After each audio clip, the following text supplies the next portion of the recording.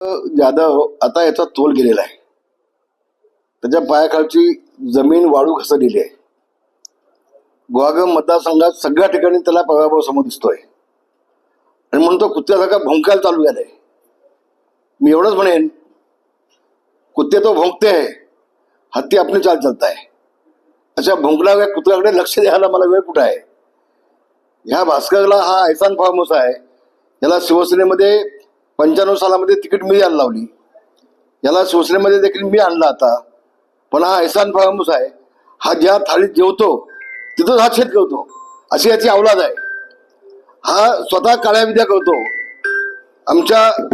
माझ्या गावच्या बहुतेक डोंगरामध्ये एक भगत होता, विष्णू भगत. याची बायको त्या भक्ताकडे नेहमी जायची आणि गाडी माझ्या घरासमोर मी घेऊन ठेवायची खाली आणि चालत जायची होती. आणि हा दुसऱ्याला म्हणतो हा काळ्या मिरच्या आणि काय असं ते भगतगिरी काळी विद्या, हे सगळे धंदे याचे आहेत. म्हणून मी त्याला काल सांगितलं होतं, तू एका बापाचा असतील तर प्रूफ करून दाखव रामदासांनी मी काळी विद्या केली म्हणून. त्यांनी मीडियामध्ये खोटं सांगितलं की मी त्यांच्या घरी जाऊन बघितलं. याची हिंमत आहे का रामदासांच्या घरी यायच्या आतमध्ये वाकून बघायची? हा गेला असता का परत, वापस गेला असता का? आणि मग खोटं बरोबर भेटून बोल. अशा पद्धतीनं फक्त रामदासांची बदनामी करण्याचं काम एकल त्याच्यात चाललंय. लोकांना आता कळलंय हा कुत्र्यासारखा पिसाळलेला आहे, याच्या डोक्यावरती परिणाम झालेला आहे, याचा मेंदू सडलेला आहे आणि मला चांगल्या डॉक्टरची गरज आहे. धन्यवाद.